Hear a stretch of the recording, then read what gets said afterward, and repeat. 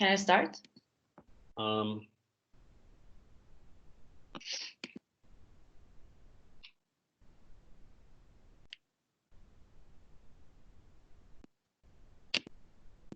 You can start. Okay, great. Dear Essay 17D, as graduation is getting closer, I've lately been reflecting a lot on these past 3 years. The intensity of these reflections have been gruesome, but they also serve as something to be proud of. I realized that in a sense, my whole time here at Rudbeck has been like a gigantic intellectual and emotional test. A national math kind of test that we had in our second year. I was crying during and after that test, but also when the scorecard showed passed. But that time I cried because I was happy. There have been so many memorable moments these 3 years that I often forget about them, and I also forget about the journey and progress I made. The growth and the lessons I've learned more than often are overshadowed by my ruminating self. So for that reason, I'd like to share with you today what I would consider being my biggest test. The test began when I moved to Västerås to attend Rudbeck. I was so excited and enthralled. Finally, I would discover like-minded peers. Finally, I could by chance start being myself. It really felt like a fresh start because no one would know me.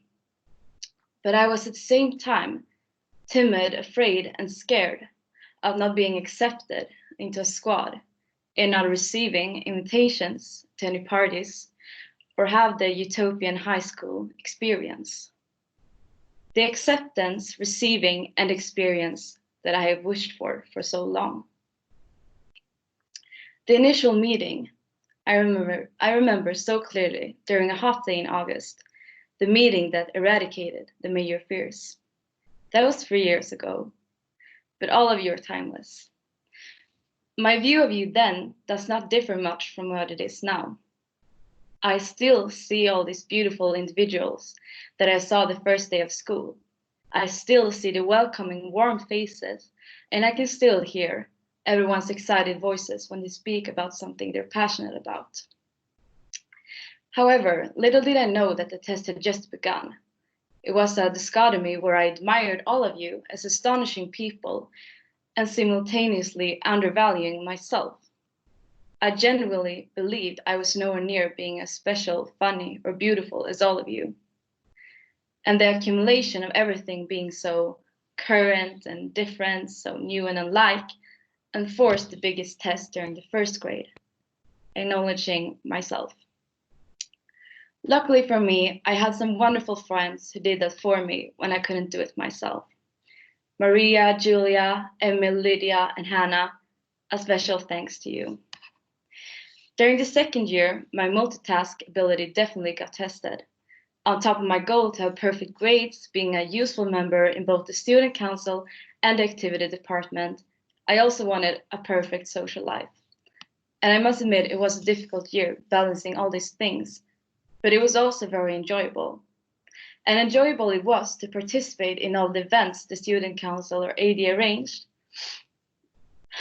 because they gave me the opportunity, chance, and joy of meeting new friends. But most of all, I enjoyed getting closer to a lot of you. The memory that first comes to my mind is when some of us had a meaningful and deep conversation in Tallinn. We reminisced on ourselves from first grade, shared our first and current impressions of each other. And that night, someone also told me, I don't know how you manage to do so much all the time. For me, that was let me correct myself, a heart opener. Because I never saw that perspective. I simply just saw myself as chaos embodied.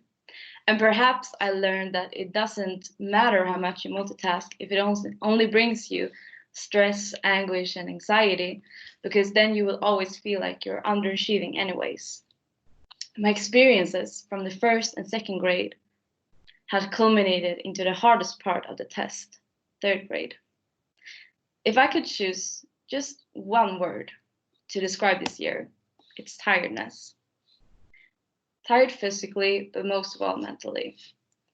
The most stupid thing I could do was to try to hide my descending mental health, which I also did. Clearly, my pride was bigger than my well-being.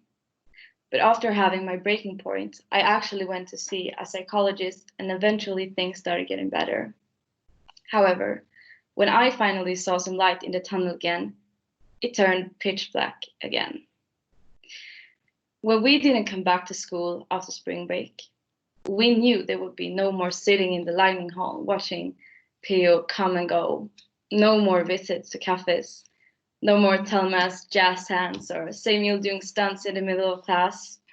There would be no class calendar hanging from the third ceiling in the dining hall, student parties, utlandas show, and most importantly, no regular graduation.